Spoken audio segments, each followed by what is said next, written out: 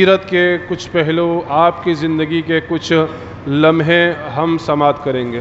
اللہ رب العالمین سے دعا گو ہوں رب العالمین مجھے حق بات کہنے اور ہم سب کو اس پر عمل کرنے کی توفیق عطا فرمائے۔ رب اشرح لی صدری ویسر لی امری واحلل عقدۃ من لسانی یفقہوا قولی رب زدنی علما اللہم انفعنی بما علمتنی وعلمنی ما ینفعونی وزدنی علما۔ سامعین، اللہ کے نبی جناب محمد رسول اللہ صلی اللہ علیہ وسلم کی پیدائش اور پیدائش کے وقت، پیدائش کے بعد اللہ کے نبی جناب محمد رسول اللہ صلی اللہ علیہ وسلم کی برکتیں ہم نے سماعت کی۔ دائی حلیمہ کا ہم نے بیان سنا کہ کس قدر فاقہ کشی کی زندگی وہ گزار رہی تھی۔ جو ہی نبی جناب محمد رسول اللہ صلی اللہ علیہ وسلم ان کی گود کے اندر آئے، ان کی زندگی بدل گئی، ان کی زندگی کے اندر بہار آ گئی، ان کے لیے اللہ رب العالمین نے نعمتیں نازل فرما دی۔ اسی طرح اللہ کے نبی جناب محمد رسول اللہ صلی اللہ علیہ وسلم جب تھوڑے بڑے ہوئے تو اللہ کے نبی جناب محمد رسول اللہ صلی اللہ علیہ وسلم کا شق صدر ہوا، آپ کا سینہ چاک کیا گیا اور آپ کے دل کو پاک کیا گیا۔ اسی طرح ملک شام کے سفر پر جب آپ گئے تو بحیرہ راہب کا واقعہ پیش آیا۔ اس راہب نے آپ کو سید العالمین رحمت للعالمین خاتم النبیین کہہ کر پکارا اور لوگوں کو بتایا کہ یہ آخری نبی ہیں جن کو اللہ رب العالمین رحمت للعالمین بنانے والا ہے۔ نبی جناب محمد رسول اللہ صلی اللہ علیہ وسلم چونکہ یتیم تھے، آپ کے والد کی وفات جب آپ پیٹ کے اندر تھے تبھی ہو گئی تھی، اور بچپنے کی حالت میں جب آپ تھے تو آپ کی والدہ کا بھی انتقال ہو گیا تھا۔ آپ کی والدہ آپ کو لے کر اپنے شوہر کی قبر پر گئی تھی، یثرب یعنی مدینہ، اور واپسی آتے وقت مقام ابوا کے اندر اللہ کے نبی جناب محمد رسول اللہ صلی اللہ علیہ وسلم کی والدہ کا بھی انتقال ہو گیا تھا۔ یوں اللہ کے نبی صلی اللہ علیہ وسلم نے بچپن میں ہی دونوں سائے کھو دیے جو بڑے عظیم سائے ہوتے ہیں، برکت والے سائے ہوتے ہیں، اور ایک باپ اور ایک ماں اپنے بچے پر جو مشفق اور مہربان ہوتی ہے، اللہ کے نبی جناب محمد رسول اللہ صلی اللہ علیہ وسلم کو اپنے ماں باپ سے یہ نعمت نہ مل سکی۔ اس کے بعد اللہ کے نبی جناب محمد رسول اللہ صلی اللہ علیہ وسلم کے دادا عبد المطلب نے آپ کی پرورش کی، یہاں تک کہ کچھ عرصے کے بعد عبد المطلب بھی انتقال کر گئے۔ اس کے بعد یہ ذمہ داری آپ کے چچا ابو طالب نے نبھائی۔ نبی جناب محمد رسول اللہ صلی اللہ علیہ وسلم کی پرورش ابو طالب نے کی، اور اللہ کے نبی جناب محمد رسول اللہ صلی اللہ علیہ وسلم نے ابو طالب کے سائے کے اندر اپنی بچپن کی زندگی گزارتے ہوئے جوانی کی عمر تک پہنچے۔ نبی جناب محمد رسول اللہ صلی اللہ علیہ وسلم نے جب آپ جوانی کی عمر کو پہنچے، جوانی کی عمر پر قدم رکھ رہے تھے، جوانی کی دہلیز کے اوپر، اس وقت اللہ کے نبی صلی اللہ علیہ وسلم نے بنو سعد کی بکریاں چرائی۔ ہر نبی نے بکریاں چرائی ہیں، ہر نبی نے، اور آخری نبی جناب محمد رسول اللہ صلی اللہ علیہ وسلم نے بھی بکریاں چرائی ہیں۔ اس کے پیچھے ریزن کیا ہے، اس کے پیچھے حکمت کیا ہے کہ اللہ نے ہر نبی سے بکریاں چروائیں، یہاں تک کہ جناب محمد رسول اللہ صلی اللہ علیہ وسلم نے بھی بکریاں چرائیں۔ اس کے پیچھے ریزن یہ ہے کہ خود جناب محمد رسول اللہ صلی اللہ علیہ وسلم ارشاد فرماتے ہیں کلکم راعٍ وکلکم مسئولا عن رعیتہ، تم میں ہر ایک شخص چرواہا ہے اور قیامت کے دن اس کی ذمہ داری کے بارے میں اس سے سوال کیا جائے گا۔ ہر شخص چرواہا ہے یعنی ذمہ دار ہے، گھر کا ذمہ دار ہے، کوئی قوم کا ذمہ دار ہے، کوئی شہر کا ذمہ دار ہے، کوئی ملک کا ذمہ دار ہے، ہر شخص ذمہ دار ہے، اور قیامت کے دن اس کی ذمہ داری کے بارے میں اس سے سوال کیا جائے گا۔ تو اللہ کے نبی جناب محمد رسول اللہ صلی اللہ علیہ وسلم نے یہ واضح کر دیا کہ جو چرواہا ہوتا ہے وہ ذمہ دار ہوتا ہے، اور لوگ اس کی ذمہ داری کے اوپر اسے جانور اس کے حوالے کرتے ہیں کہ اب یہ تیری ذمہ داری میں ہے، کہاں کھاتے ہیں، کہاں نہیں کھاتے ہیں، کہاں پیتے ہیں، کہاں نہیں پیتے ہیں، کہاں جاتے ہیں، کہاں نہیں جاتے ہیں، اب یہ تجھ سے سوال ہونے والا ہے۔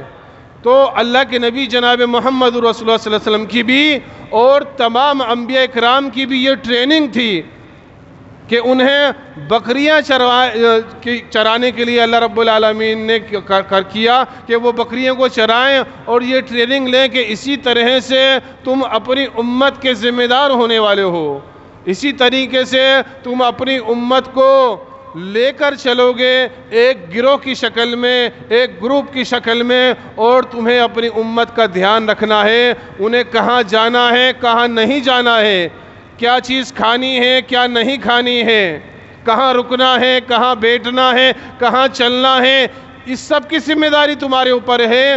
تمہیں خود اپنی امت کو گائیڈ کرنا ہے، ان کا تزکیہ کرنا ہے۔ اس لیے اللہ کے نبی جناب محمد رسول اللہ صلی اللہ علیہ وسلم سے بکریاں چروائی گئی۔ نبی جناب محمد رسول اللہ صلی اللہ علیہ وسلم جب کچھ جوانی کو پہنچے، بکریاں چرانے کا آپ کا معمول تھا، اس وقت ایک جنگ ہوئی۔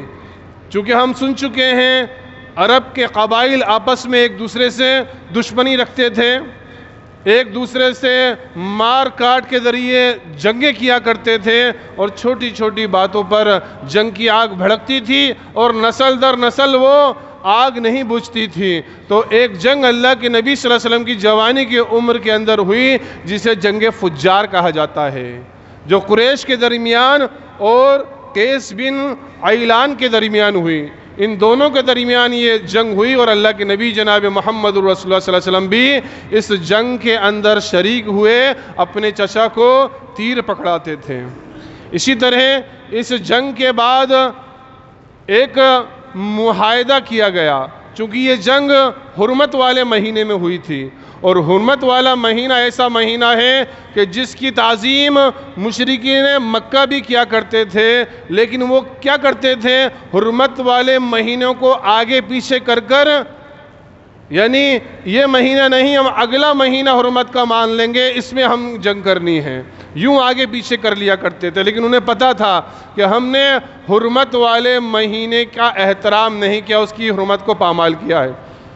تو اسی کو لے کے ایک معاہدہ طے پایا، جس کو حلف الفضول کے نام سے تاریخ نے رقم کیا ہے۔ حلف الفضول یہ ایک ایسا معاہدہ تھا جو ایک شخص جس کا نام عبداللہ بن جدعان تھا، اس کے گھر کے اندر یہ تمام لوگ قریش کے سردار اکٹھا ہوئے، انہوں نے میٹنگ کی اور معاہدہ کیا ظلم کے خلاف لڑنے کا، کہ اگر کوئی شخص کسی پہ ظلم کرتا ہے، ناحق اس کی زمین کو دباتا ہے، ناحق اس کا مال کھاتا ہے، ناحق اس کی زمین پر قبضہ کرتا ہے، ناحق کسی کو قتل کرتا ہے، تو یہ کمیٹی، یہ گروپ اس کی مدد کرے گا اور اس کو اس کا حق دلوا کے رہے گا۔ خود اللہ کے نبی جناب محمد رسول اللہ صلی اللہ علیہ وسلم اس مشورے کے اندر شامل ہوئے، اور خود اللہ کے نبی کی حدیث بھی ہے، نبی جناب محمد رسول اللہ صلی اللہ علیہ وسلم فرماتے ہیں کہ مجھے عبداللہ بن جدعان کے گھر جو میٹنگ ہوئی تھی، جو مشورہ ہوا تھا، اس میں شریک ہونا سرخ اونٹوں سے بھی زیادہ عزیز ہے۔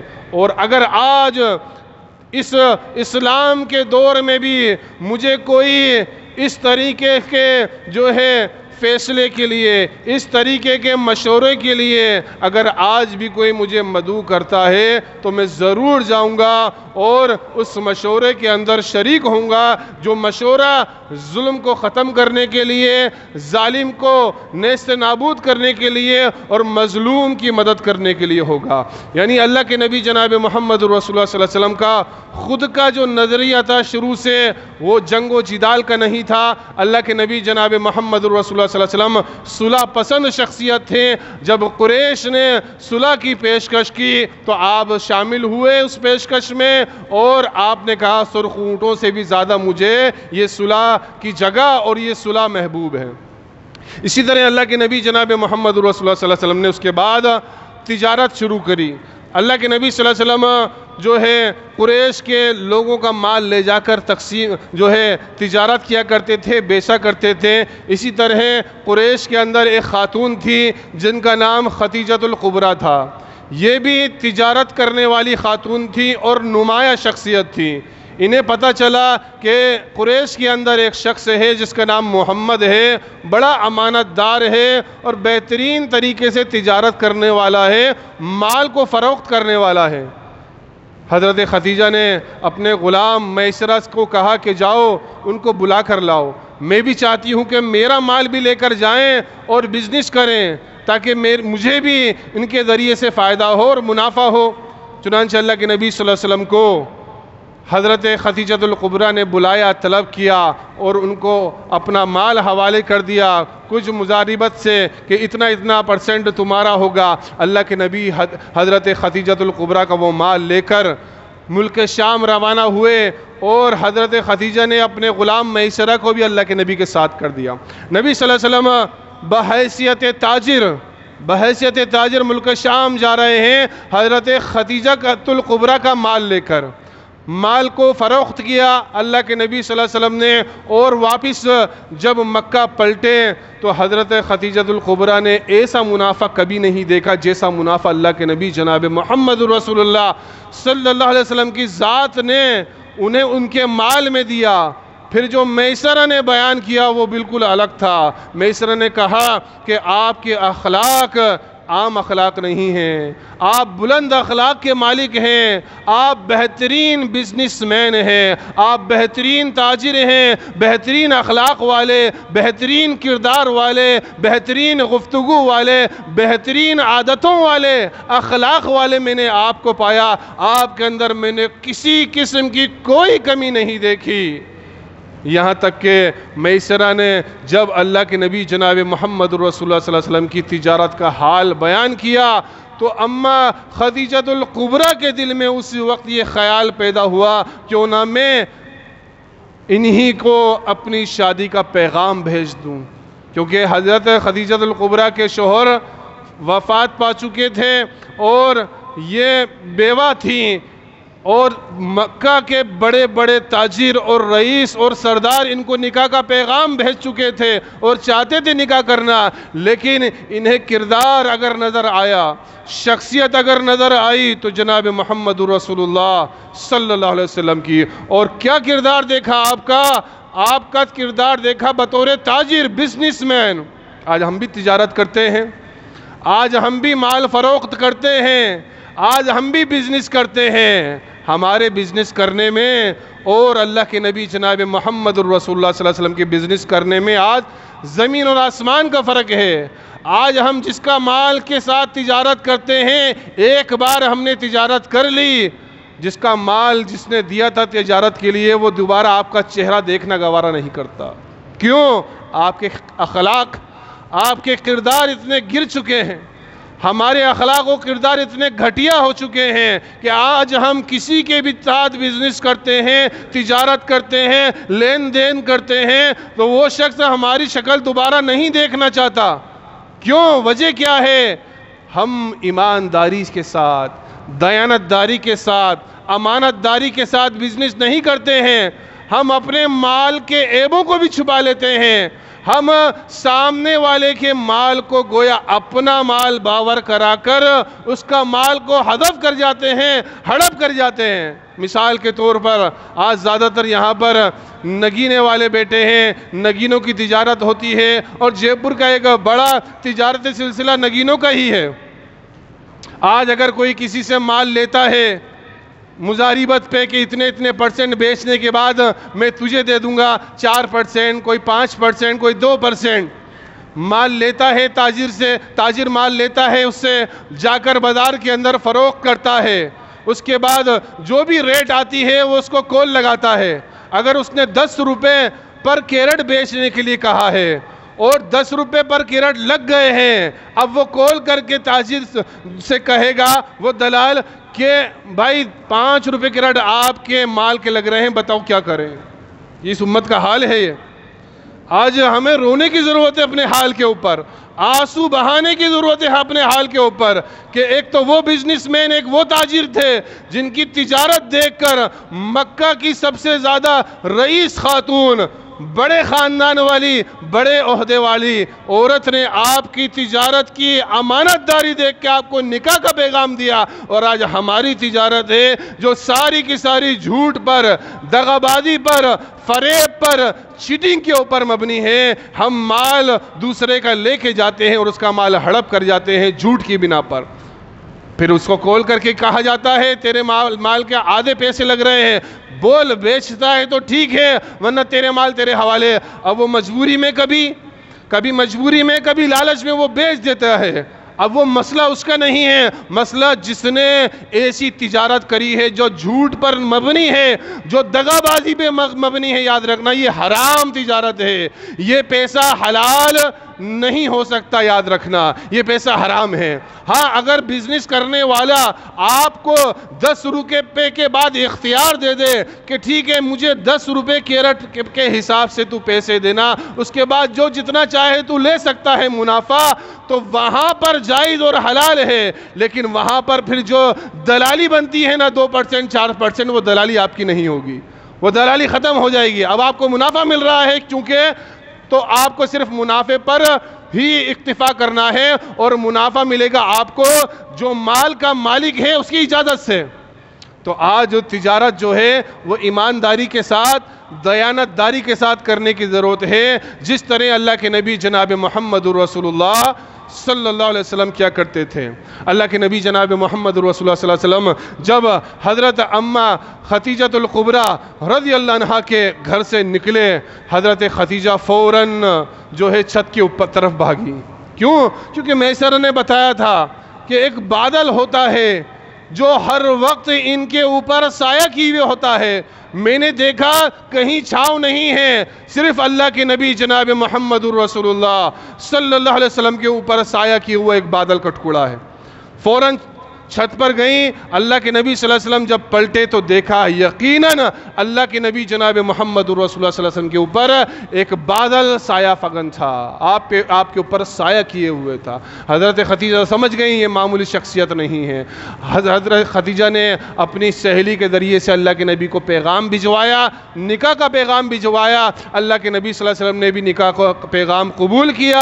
اللہ کے نبی جناب محمد رسول اللہ صلی اللہ علیہ وسلم کی اور اماں خدیجہ الکبریٰ رضی اللہ عنہا کا نکاح ہوا، اور باقاعدہ مہر کے ساتھ نکاح ہوا، اور تقریباً 30 سے 40 اونٹ جو ہے مہر کے اندر قرار پائے، کیونکہ کفالت حضرت ابو طالب کے ذمے تھی۔ تو اللہ کے نبی صلی اللہ علیہ وسلم کی جو نکاح کروا رہے تھے وہ چچا ابو طالب ہی تھے۔ تو اسی طرح اللہ کے نبی جناب محمد رسول اللہ صلی اللہ علیہ وسلم کا 25 سال کی عمر میں نکاح ہوا۔ اللہ کے نبی جناب محمد رسول اللہ صلی اللہ علیہ وسلم کی اس وقت عمر 25 سال تھی۔ اسی طرح اللہ کے نبی جناب محمد رسول اللہ صلی اللہ علیہ وسلم کی جب عمر 25 سال ہوئی تو ایک واقعہ اور پیش آیا، وہ واقعہ تھا خانہ کعبہ کی تعمیر کا۔ خانہ کعبہ چونکہ بہت زیادہ بلند نہیں تھا، اس کی دیواریں 3 ہاتھ لمبی تھیں، اور اس کے اوپر چھت بھی نہیں تھی۔ جو ابراہیم علیہ السلام اور اسماعیل علیہ السلام نے تعمیر کیا تھا اسی تعمیر پر خانہ کعبہ تھا، اور سیلاب کی وجہ سے وہ کمزور ہو چکا تھا، کبھی بھی گر جاتا، اور چھت نہ ہونے کی وجہ سے چور اور ڈاکو اس کے اندر آتے اور جو کچھ سونا اور مال رکھا ہوتا اس کو چرا کر لے جاتے۔ یعنی اس وقت کی بات ہے یہ جب اسلام نہیں آیا تھا، جب قرآن نہیں آیا تھا، جب اللہ کے نبی جناب محمد رسول اللہ صلی اللہ علیہ وسلم کو نبی بنا کے نہیں بھیجا گیا تھا۔ اس وقت خانہ کعبہ کے اندر سے چوری ہو جایا کرتی تھی، اور آج افسوس کی بات ہے آج کے دور میں بھی، جو کہ اسلام کا دور ہے، جو قرآن کا دور ہے، جو آخری نبی کی یہ امت ہے، آج کے دور میں بھی وہاں پر چوریاں ہو جاتی ہیں۔ جی طواف کرتے ہوئے بھی اللہ اکبر، کتنے بدبخت ایسے ہیں جو چوری کر لیتے ہیں، جس طرح سے یہ مشرکین مکہ میں سے جو ڈاکو چور لٹیرے ہوتے تھے وہ چوریاں کرتے ہیں۔ تو اللہ کے نبی جناب محمد رسول اللہ صلی اللہ علیہ وسلم کی اس دور میں جب آپ کا جوانی کا دور تھا، خانہ کعبہ کی دوبارہ تعمیر کی گئی، اور قریش نے اعلان لگایا کہ اس کے اندر ہرگز سودی مال نہ لگے، سود کا مال نہیں چاہیے، اسی طرح طوائف کی کمائی نہیں چاہیے، کسی کا حق اگر ظالمانہ طور پر ہڑپ کر لیا ہے اس کی کمائی بھی نہیں چاہیے خانہ کعبہ کی تعمیر میں۔ اگر خانہ کعبہ کی تعمیر میں لگے گا تو صرف حلال مال لگے گا، اور آج ہماری مسجدیں، آج ہماری مسجدوں کے لیے جب ہم چندہ کرنے جاتے ہیں، چندہ دینے والا، ڈونیشن دینے والا، تعاون دینے والا کبھی یہ فکر کرتا ہے کہ میری کمائی کہیں سود اس سے تو نہیں ہے، میں نے کسی کا حق تو نہیں ظالمانہ غصب کر لیا ہے، کسی کی زمین تو ہڑپ نہیں کر لی ہے، میرے کاروبار حرام تو نہیں ہے، میں مسجد کے اندر دے رہا ہوں۔ مشرک خیال کر رہے ہیں کہ مسجد میں حلال مال لگے، لیکن مومن آج اس بات کا خیال نہیں کر رہے ہیں کہ مسجد میں حلال مال لگے۔ بینک کے اندر نوکری کرنے والا بھی مسجد کی رسید کٹوا رہا ہے، سود خور بھی مسجد کی رسید کٹوا رہا ہے، اسی طرح فاحشات منکرات کے پھیلانے والے، ان کے ذریعے سے کمائی کرنے والا بھی مسجد کی رسید کٹوا رہا ہے، بھائی کا حق دبانے والا، بہن کا حق دبانے والا بھی مسجد کی رسید کٹوا رہا ہے، سب اپنا اپنا پیسہ لگا رہے ہیں۔ یہ مشرکین مکہ سے بھی بدتر چیز ہے آج ہمارے لیے۔ تو مشرکین مکہ نے اعلان کر دیا، مکہ کے سرداروں نے صرف حلال مال لگے گا، اور کتنا احترام کیا، اس کا کتنا جو ہے احترام کیا کہ جب خانہ کعبہ کی تعمیر ہو رہی تھی اور حلال مال سے وہ کر رہے تھے، تو لاسٹ کے اندر آ کر حلال مال جتنا تھا وہ سب ختم ہو گیا، اب حلال مال ان کے پاس بچا ہی نہیں۔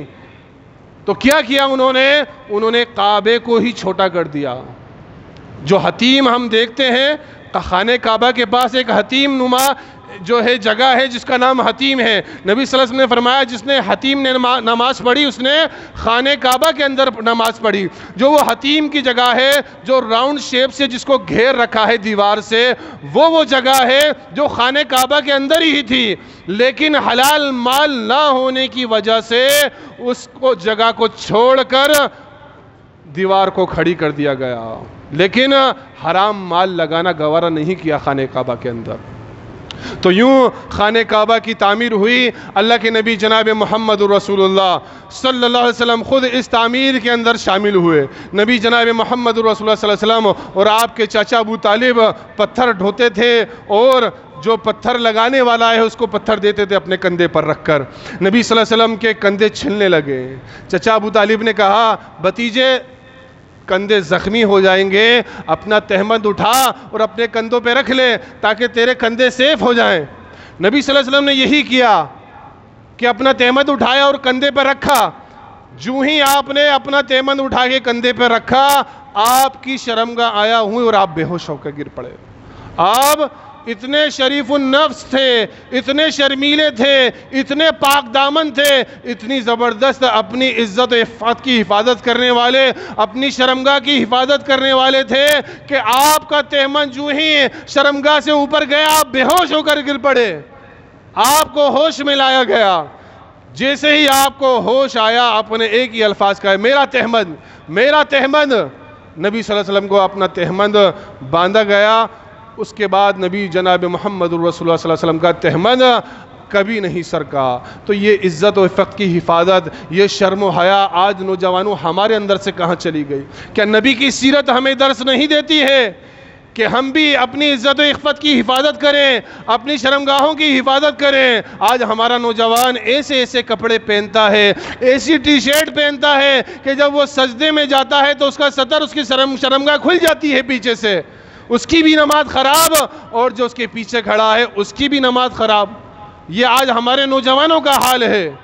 اتنی زبردست ٹائٹ پینٹ پہنیں گے، اتنی زبردست جو ہے شارٹ ٹی شرٹ اور شارٹ پینٹ پہنیں گے کہ پیچھے سے ان کی شرمگاہ آیا ہو، ان کو کوئی ضرورت نہیں۔ اور فیشن کے مارے ہیں بس جی، پینٹوں کو چھوٹا کیا جا رہا ہے اوپر سے اور ٹی شرٹوں کو نیچے سے چھوٹا کیا جا رہا ہے۔ کیا مطلب ہے اس کا؟ آپ کی شرمگاہ کو عیا کیا جا رہا ہے، آپ کی شرمگاہ کو لوگوں کے سامنے دکھا کر بے حیائی کے طور پر آپ کو جو ہے معاشرے میں پیش کیا جا رہا ہے، لیکن آپ تو صرف فیشن کے مارے ہیں نا، فلاں ایکٹر نے ایسا پہنا تھا، فلاں فلم جو ہے گار نے ایسا پہنا تھا، ہمیں بھی ایسا پہننا ہے۔ اپنی شرمگاہوں کی حفاظت کرو، اپنی عزتوں کی حفاظت کرو، اپنی سطر کو ڈھانپو، جس طرح اللہ کے نبی جناب محمد رسول اللہ صلی اللہ علیہ وسلم کا کردار تھا کہ آپ اسلام سے پہلے جبکہ شرمگاہ ڈھانکنے کا کوئی حکم نازل نہیں ہوا تھا۔ مکہ کے اندر لوگ ننگا طواف کیا کرتے تھے، لیکن نبی جناب محمد الرسول اللہ صلی اللہ علیہ وسلم کی ذات ایسی تھی، آپ کی شرم و حیا ایسی تھی، آپ اس قدر شرم و حیا کے پیکر تھے کہ اس وقت میں بھی آپ اپنی شرمگاہ کو نہیں کھلنے دیتے تھے۔ تو نبی جناب محمد الرسول اللہ صلی اللہ علیہ وسلم نے جو ہے پتھروں کو ڈھو کر خانہ کعبہ کی تعمیر کے اندر حصہ لیا، یہاں تک کہ جب خانہ کعبہ کی تعمیر ہوتے ہوتے حجر اسود تک دیوار بلند ہو گئی تو قریش کے سرداروں کے بیچ میں جھگڑا شروع ہو گیا۔ کیا جھگڑا شروع ہو گیا کہ حجر اسود کو کون رکھے، اس کے مقام پر یہ شرف کس کو ملے جو جنت سے آیا ہوا پتھر اپنی جگہ پہ رکھے۔ ہر کوئی قبیلہ چاہتا تھا یہ ہمارے خاتے میں آئے، ہر کوئی قبیلہ چاہتا تھا کہ یہ ہمیں ملے، یہ شرف ہمارے قبیلہ اس شرف سے سرفراز ہو کے حجر اسود کو اس کی جگہ پہ رکھے۔ جھگڑا ہوا یہاں تک کہ تلواریں بلند ہو گئیں، قریب تھا کہ خورشی سٹارٹ ہو جاتی۔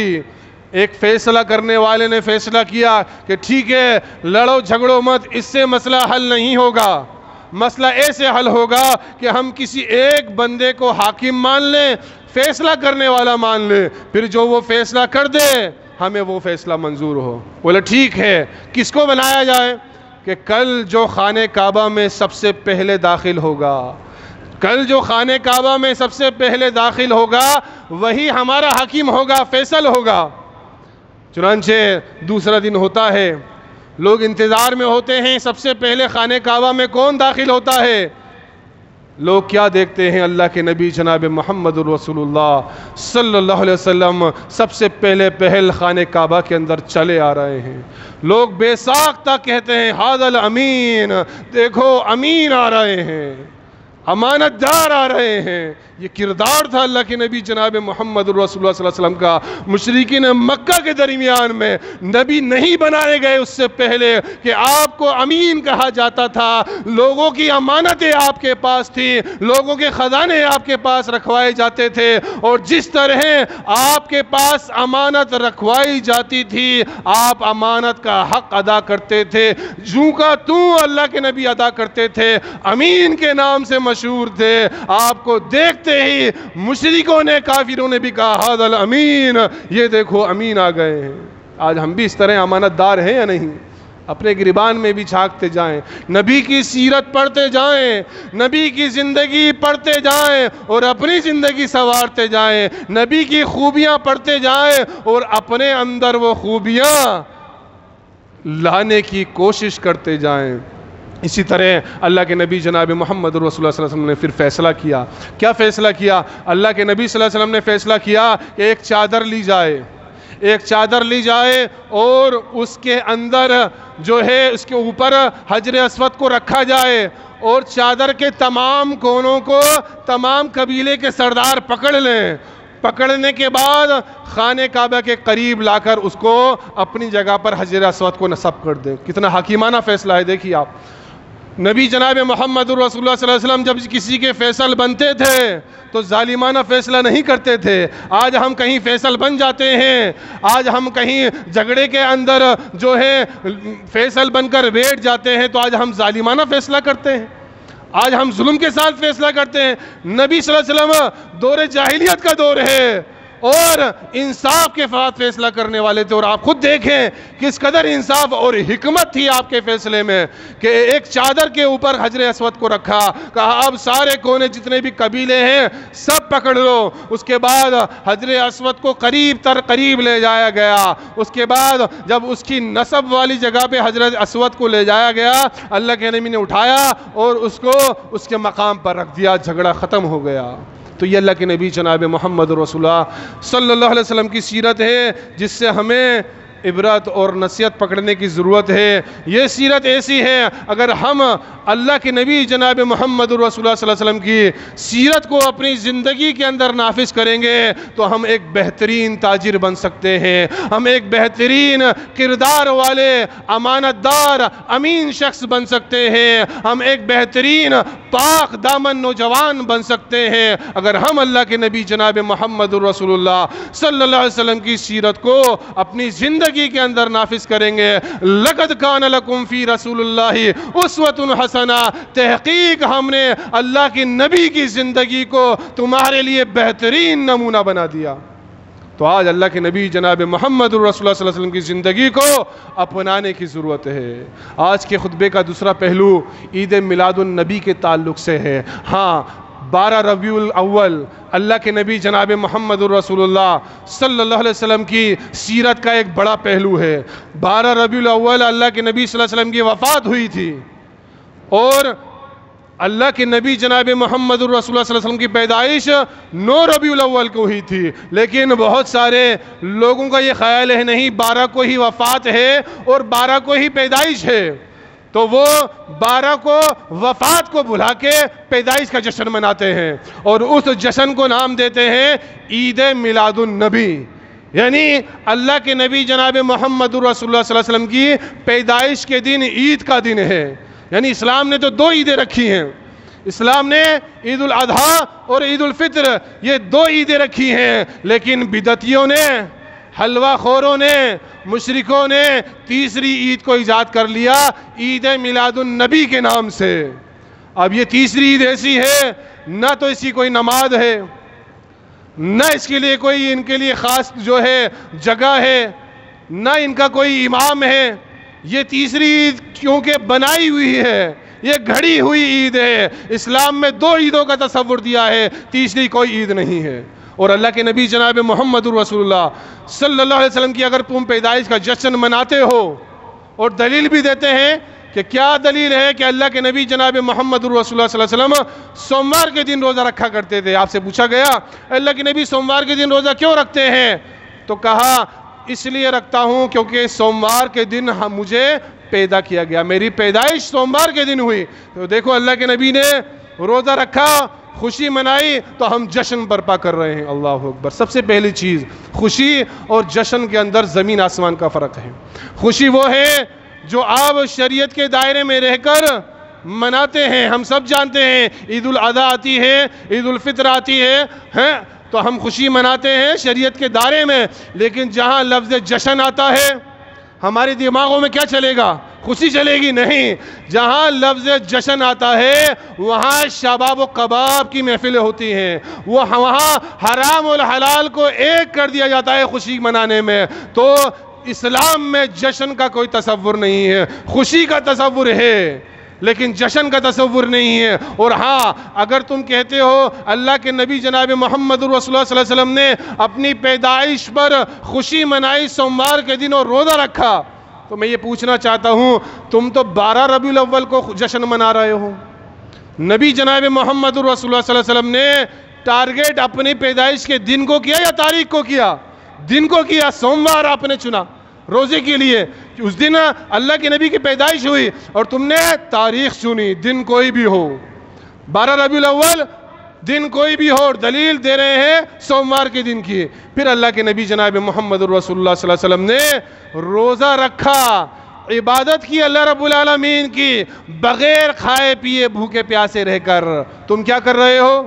تم حلوے مانڈے بگا رہے ہو، تم جشن برپا کر رہے ہو، تم جھنڈیاں لگا رہے ہو، تم جلوس نکال رہے ہو۔ یہ تمام کام آپ نے اپنی پیدائش والے دن کیے نہیں کیے۔ تو یہ اللہ کے نبی جناب محمد رسول اللہ صلی اللہ علیہ وسلم کی حدیث سے غلط دلیل اور غلط تعویل نکال کر جشن عید میلاد النبی ثابت کرتے ہیں، جو کہ بدعت ہے، خرافات ہے، اسلام سے اس کا کوئی تعلق نہیں ہے۔ پھر ہر ایک مجلس کے اندر ایک کرسی کو خالی چھوڑ دیا جاتا ہے۔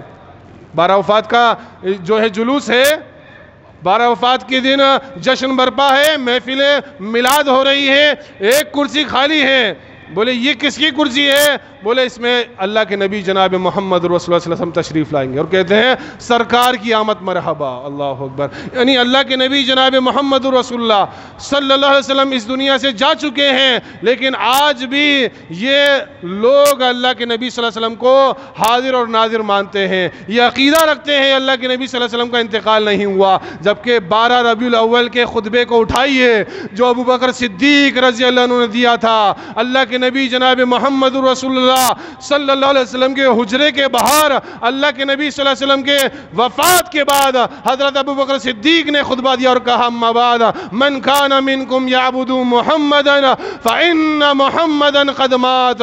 لوگوں تم میں جو کوئی بھی اللہ کے نبی کی عبادت کرتا تھا، محمد کی عبادت کرتا تھا، فإن محمدا قد مات، تو وہ جان لے ان کا انتقال ہو چکا ہے، ان کو موت آ چکی ہے. اور جو کوئی اللہ کی عبادت کرتا تھا فإن اللہ حی لا يموت، تو بے شک اللہ زندہ ہے، اسے موت نہیں آئے گی.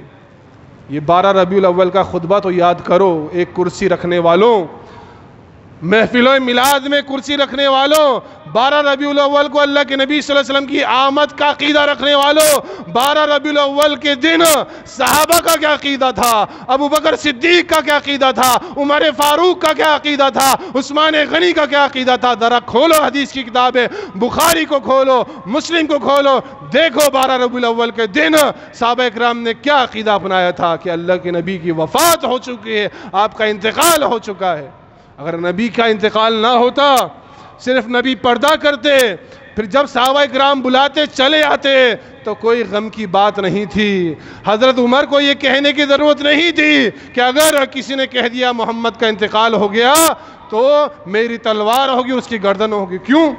جب اللہ کے نبی صرف پردہ کیے ہیں، تمہاری باتیں بھی سن رہے ہیں، تمہاری محفلوں میں بھی آ رہے ہیں، تو جب چاہے جب بلا لیں. نہیں، اللہ رب العالمین کا یہ فریبی سسٹم نہیں ہے. یہ فریبی سسٹم کس نے بتایا ہے؟ یہی جو ہے پیٹ خور ملاؤں نے یہ فریبی سسٹم بتایا ہے. جب چاہو اللہ کے نبی کو اپنی محفلوں میں بلا لو. اگر ایسا ہوتا تو اللہ کے نبی جناب محمد رسول اللہ صلی اللہ علیہ وسلم سب سے پہلے تشریف لاتے تو صحابہ اکرام کی محفلوں میں تشریف لاتے. اللہ کے نبی آتے تو حضرت عثمان کے قتل کے وقت آتے، حضرت عثمان کی شہادت کے وقت آتے، عمر کی شہادت کے وقت آتے، حسین کی شہادت کے وقت آتے، حسن کی شہادت کے وقت آتے، علی کی شہادت کے وقت آتے. اگر اللہ کے نبی جناب محمد رسول اللہ صلی اللہ علیہ وسلم آج بھی ویسے ہی موجود ہوتے جیسے اللہ کے نبی اپنی زندگی میں ہوتے، تو کہ آپ کے سامنے آپ کے صحابہ پہ ظلم ہرگز نہیں ہوتا. یا آپ پر تہمت ہے، یا آپ پہ الزام ہے کہ وہ بہادر نبی، وہ دلیر نبی جن کے بارے میں آتا ہے کہ مکہ مدینہ کی سرحدوں پر دشمن کے حملے کی جب بو آئی کہ دشمن حملہ کرنے والے ہیں، اللہ کے نبی تنہا نکل گئے اکیلے دشمن کا سامنا کرنے.